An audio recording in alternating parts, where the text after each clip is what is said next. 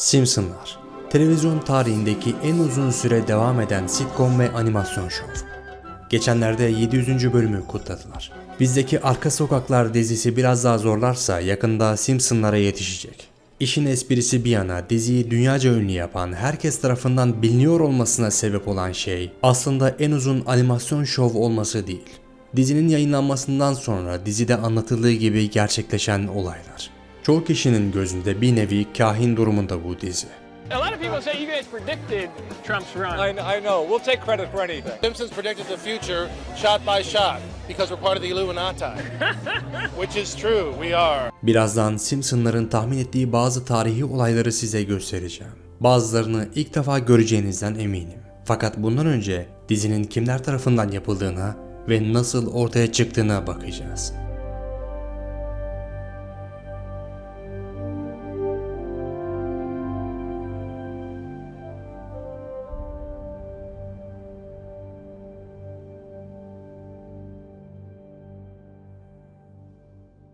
Dünyanın sürekli konuştuğu o dizi, yani Simpsonların ortaya çıkışı 1985 yılına dayanmakta.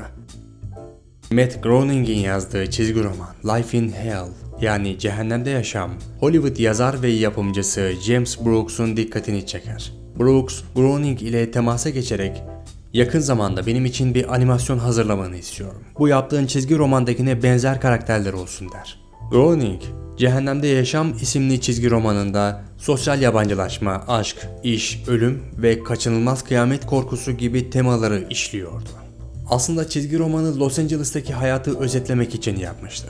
İşte bu çizgi romanın bir benzerinin animasyon yapılması istenildiğinde aklına öyle çok da düşünmeden Simpsonlar ailesi ismi geldi. Yani Cehennemde Yaşam, Simpsonların ortaya çıkmasını sağlayan çizgi romandır. No! Why, you little... I didn't do it. I didn't do it. I didn't do it. I didn't do it. Groening, Simpsonlardaki karakterlerin neredeyse hepsine ailesinden isimler vermişti.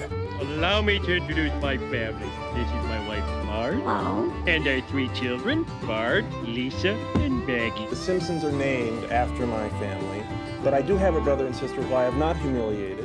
Simpsonlar ailesi ilk kez 19 Nisan 1987 yılında The Tracy Ullman Show'da kısa bölümler halinde yayınlanmaya başladı.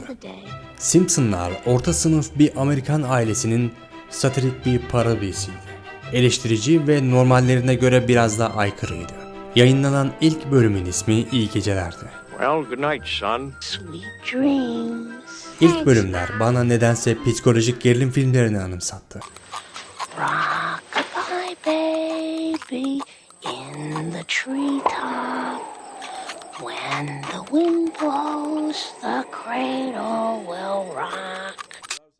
Her neyse, ilk bölümde karakterlerin görünümleri şimdikine göre daha farklıydı. Öyle ki karakterlerin huyları bile farklıydı. Baba Homer aklı başında bir babayken sonradan aptallıklar yapan birine, anne biraz garipken normale, en büyük evlatları Bart'sa aykırı, tembel bir asalığa dönüşmüş.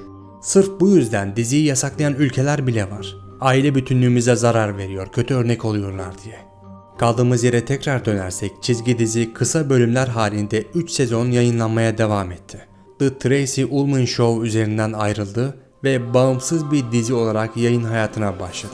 Simpsonlar olarak bildiğimiz animasyon 1989 yılında bugün herkesin bildiği şekliyle yayınlanmaya başlandı. Peki gelelim asıl soruya. Bu dizi gelecekte olacakları mı biliyor? Yok canım, o kadar da değil demeyin. Buna yine de videodan sonra karar verin. Şimdi Simpsonların gerçekten birebir tahmin ettiği ve ilk kehaneti olarak bilinen bölümü izleyelim.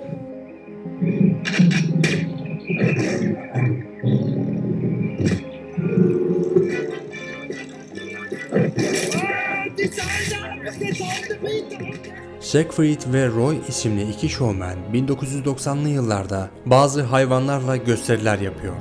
Ünleri gitgide artmaya başlamıştı. 1993 yılında 5. sezon 10. bölümde Simpsonlar dizisi onları konu almış ve yaptıkları bir gösteri sırasında beyaz bir kaplanın saldırdığını göstermişti. Bundan tam 10 yıl sonra 2003 yılında ikilinin Las Vegas'ta yaptıkları bir gösteride Aynı çizgi dizide gösterildiği gibi beyaz bir kaplan Roy Horn'a saldırmış ve onu kısmi felç etmişti. Bu olay sonrası Simpsonlar dizisi bunu nasıl bildiği şeklinde yorumlar yapıldı ve birçok yerde haberlere konu oldular. Bu olay Simpsonları kahin ya da geleceği bilen çizgi dizi olarak lanse eden en önemli olayların ilkiydi. Tabi bundan önce İkiz Kulelerin yıkıldığı tarihi gösterdikleri bir bölüm de var. Fakat bu bir çıkarım olduğu için kimse 2003'teki olay kadar önemsemedi. Aynı şekilde bir başka bölüm oldukça fazla konuşuldu. 2000 yılında yayınlanan Bart'ın Geleceğe Dönüşü isimli bölümde Lisa'nın başkan olduğunu ve şöyle bir konuşma yaptığını görüyoruz. As you know, we've inherited quite a budget crunch from President Trump. How bad... Lisa isimli karakter başkanlığı Trump'tan aldıklarını ve Amerika'nın bu süreçte ekonomik olarak çok zorlu bir dönem geçirdiğini söylüyor.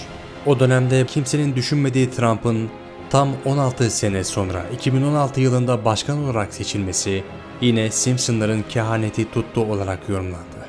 Bu konu hakkında konuşan senarist Dan Graney, o dönemde Trump'ın başkanlık girişimleri vardı.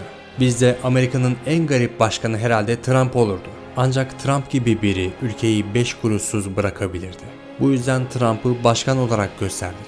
Buna o zamanlarda saçmalık olarak bakıyorduk. Tabii gerçekleşene kadar şeklinde konuştu.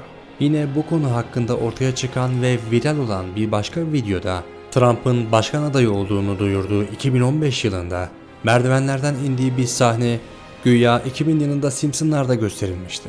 Tabii buna kanıp hiç araştırma yapmadan işte geleceğe bildiler diye video yapan birçok YouTube kanalı oldu maalesef. Fakat bu animasyon aslında Trump'ın başkanlığı duyurmasından sonra yapılmıştı.